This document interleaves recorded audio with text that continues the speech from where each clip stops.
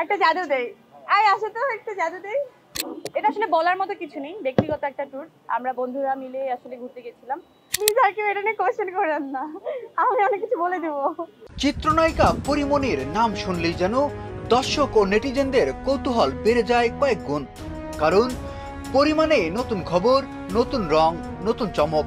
বহুল চর্চিত এই নায়িকা সবসময় থাকেন প্রাণবন্ত ও কালারফুল মুডে। গত 24শে অক্টোবর ছিল তার জন্মদিন। তবে এবারের জন্মদিনটা পরিমণির জন্য ছিল একেবারে ভিন্ন অভিজ্ঞতা। প্রথমবারের মতো তিনি জন্মদিন পালন করেছেন দেশের বাইরে। টানা 10 দিন ধরে সেখানে নানা আনন্দঘন মুহূর্ত কাটান তিনি। ভিনদেশে সে জন্মদিন উদযাপনে নানা ঝলক দেশে ফিরে ভক্ত অনুরাগীদের সঙ্গে ভাগ করে নেন পরি। ট্যুরটা আসলে 10 দিনের ছিল। খুবই, এটা আসলে বলার মতো কিছু নেই, ব্যক্তিগত একটা ট্যুর। আমরা বন্ধুরা মিলে আসলে ঘুরতে গেছিলাম। আমার বাচ্চা ছিল আমার সাথে। তো এই তো একটা নতুন একটা অভিজ্ঞতা নিয়ে ফিরলাম, যে বন্ধুরা একসাথে দূরে গেলে কেমন লাগে। তো 3-4 দিন তো বৃষ্টি ছিল, আমরা কিছু মানে ঘুরতে পারিনি ওভাবে। আমাদের একটা প্ল্যান ছিল যে খুব এক্সপ্লোর করব সবাই মিলে, কিন্তু যেহেতু একটা ছোট বাচ্চা ছিল আমাদের সাথে, অত বেশি কিছু এক্সপ্লোর আমরা আসলে করতে পারিনি।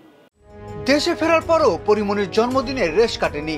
বুধবার রাজধানীর অভিজাত নোংর রেস্টুরেন্টে আয়োজন করেন নিজের জন্মদিনের বিশেষ উৎসব। ঘরোয়া হলেও আয়োজনটি ছিল দৃষ্টিনন্দন, পরিপাটি ও অভিজাত্যে ভরা। পরিবারের সদস্য, ঘনিষ্ঠ বন্ধু এবং চলচ্চিত্র অঙ্গনের সহকর্মীদের সঙ্গে পরিমণি কেক কেটে আনন্দঘন পরিবেশে উদযাপন করেন দিনটি। অনুষ্ঠানে উপস্থিত ছিলেন সঙ্গীত শিল্পী, চলচ্চিত্র জগতের একাধিক তারকা ও শুভাকাঙ্ক্ষী। সবাইকে নিজ হাতে কেক খাওয়ানোর সময় হাসি মুখে পরিমণি বলেন, ধামাকা তো আসলে বলতে পারি না কোনটা ধামাকা হিসেবে আপনারা রিসিভ করবেন, আসলে কোনটা করবেন না। কিন্তু আমার সবসময় টার্গেট থাকে যে আপনারা গত কয়েক বছর ধরে দেখে এসেছেন যে সুন্দর সুন্দর কাজ এবং সুন্দর সুন্দর ক্যারেক্টার আপনাদেরকে আসলে উপহার দেয়া, আমার ঝুলিতেও নেয়া। তো সেটা আমি ট্রাই করে যাচ্ছি। না, আমার আমার আমার বাচ্চা গিফট নিয়ে অনেক বেশি এক্সাইটেড থাকে, কিন্তু আমার কখনো গিফট নিয়ে ওরকম ভাবে এক্সাইটমেন্ট কাজ করেনি। আমার মনে হয় যে সবাই একটু উইশ করলো, হ্যাপি বার্থডে বললো, ওই ব্যাপারটাই আমার কাছে অনেক বড় গিফট।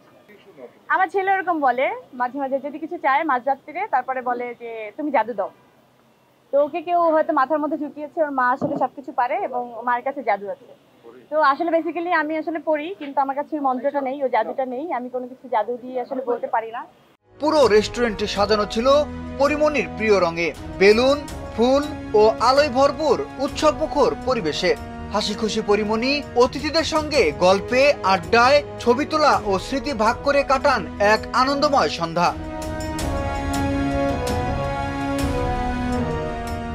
উচ্ছ্বাস, ভালোবাসা, আবেগ ভরা এই আয়োজনে পরিমণির জন্মদিন হয়ে উঠেছিল এক অনন্য মুহূর্ত, যা তার ভক্ত, শুভাকাঙ্ক্ষী, চলচ্চিত্রপ্রেমীদের মনে রেখে গেছে রঙিন স্মৃতি ও আনন্দের ছোঁয়া।